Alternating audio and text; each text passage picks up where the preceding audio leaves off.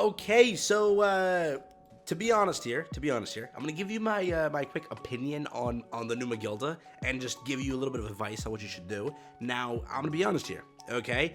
Who like at Netmarble okayed this unit in the way that they did? I'm genuinely curious. They either did it in a way that they just didn't think it through at all, or they thought it through in the way they're gonna screw you later on. And that's the thing, all right? That's the number one thing everyone thinks right now, that this unit is gonna be 10 out of 10 in the coming months, or weeks, or days, who knows actually, right? But that is where you can basically sum up MEGELDA. She is utter garbage, but she could become the most broken character ever with the release of one unit or something that she is designed for. That is the big thing, okay? We got this MEGELDA. Today I want to talk about it, give you a little bit of a quick take on what to do and how to kind of handle this banner if you were to summon or whatever. Today, let's talk about it. If you're new to the channel, like and subscribe, helps out a ton. Let's jump straight into it. So first thing I can tell you right off the bat, first thing, the banner itself is not terrible. As I always start off these 2G summons, it is not terrible, though you might disagree heavily. Think about this now. It's kind of hard to pull gear hard, so okay, it's a collection unit. This is still okay what you get for free. Dupes of this is fine, I guess. Sigurd is okay. This is terrible. But here you go into 3 good units, being MEGELDA if you don't have her, Scotty if you don't have her, and Yorm if you don't have her. So, genuinely, that is pretty good. Now, also, I do believe it is another Ragnarok banner up next, because they chose to leave out half the Ragnarok units, and it just makes sense if they choose to do a Ragnarok next.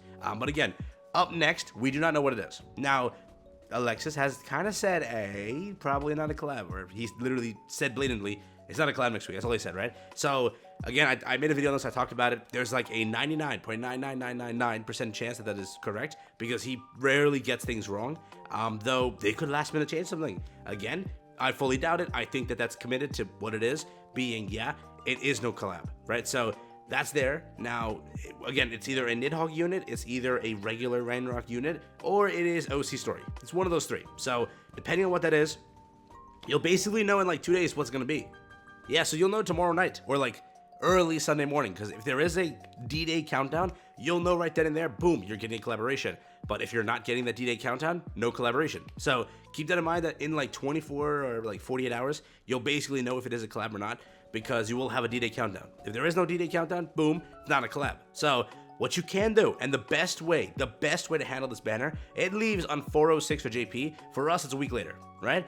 The best thing, and the number one thing you can do, I highly recommend you do not summon day 1. You wait 1 week and just see what happens. Again, that is terrible advice for the reason that they might take some time to actually make this a good unit. The thing is, she is 242, she's on a cheap banner. Everything screams you should just summon, regardless of anything. She might suck now, but things can change, okay? Her kit is really weird for the reason that she does not work on Bird, because her relic does not kick in. The passive is there. So the heal is coming from your card over here and your passive, but guess what? There is no heal coming off from this card in the way that it's a heal card. So the Bird, you already crossed that out, does not work because her relic's not kicking off. And like that's the main thing, you want her relic on the Bird. Without it, it's kind of stupid. Okay, that's there. Next, you take her on the Deer. You don't want another red unit. Most of you already have a good red unit, and you're not really ever dying on health unless you suck or like you're really getting crit. But Yorn will lifesteal enough for you, and she has literally a sort of recovery card which gives you more than enough HP. But I mean, I guess you can run her on Deer. You're gonna lose Freya though, so, or whatever red unit you're running, Rem or whoever, you're losing that, which is, she doesn't do too much DPS, she's not that, she's just mainly a buff, and that's it. So that's there also. Now, keep that in mind. So that's 2 demonic beasts down, in my opinion, that she does not work with. I think that in Skull and Hottie, she is pretty good, though it's not the best team, but it will keep you alive 100% of the time due to the fact that she heals constantly. Like, constantly, okay? So it is really good. Plus, if you have Freya, it fully maxes out the Freya team. So it's now the 4th Ragnarok unit you can kind of line up there. It's like, what, Freya, or rather, you can run, I mean, if you want. So it could be like this, the team. Freya, it could be MEGELDA over here. It could be Freya, and then Thonar. So that's the 4 units you can definitely run. Or you can just replace one of those for Scotty. That's also there. So for Skull and Hottie, it's a pretty good damn team to kind of run, but that's it. And then when it comes to Nidhogg, keep this in mind. Nidhogg is there, right? Now, she is designed as a unknown character. Great.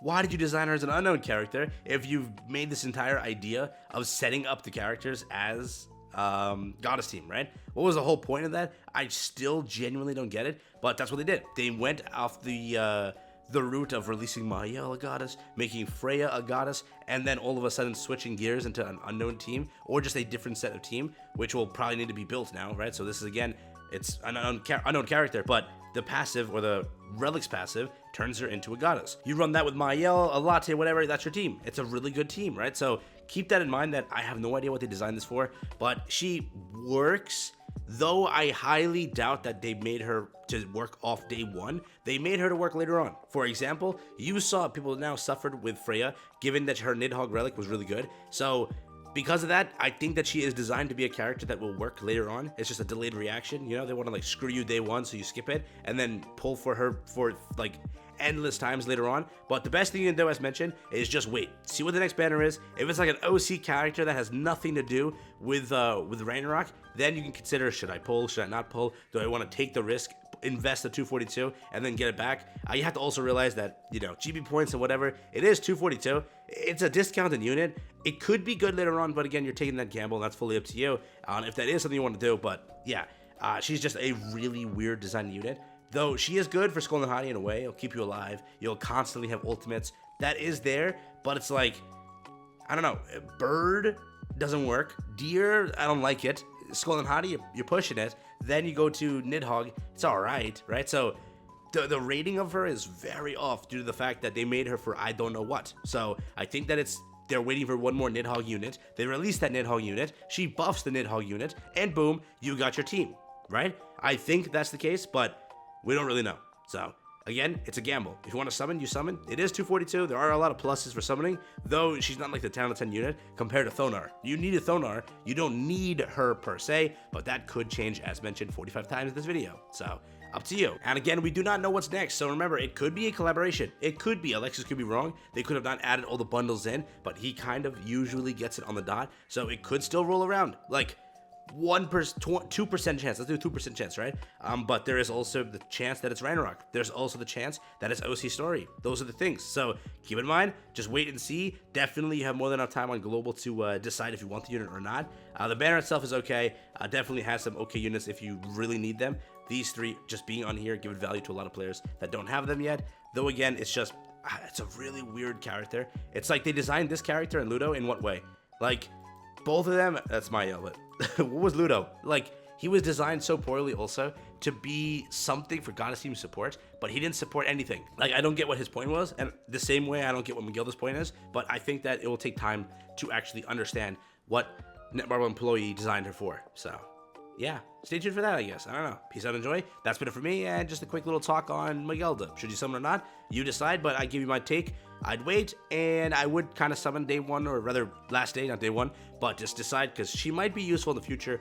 Again, depends on what Nidhogg unit is. If it's like a Nidhogg unit at the end of the month, you kind of need her if she teams up with that, right?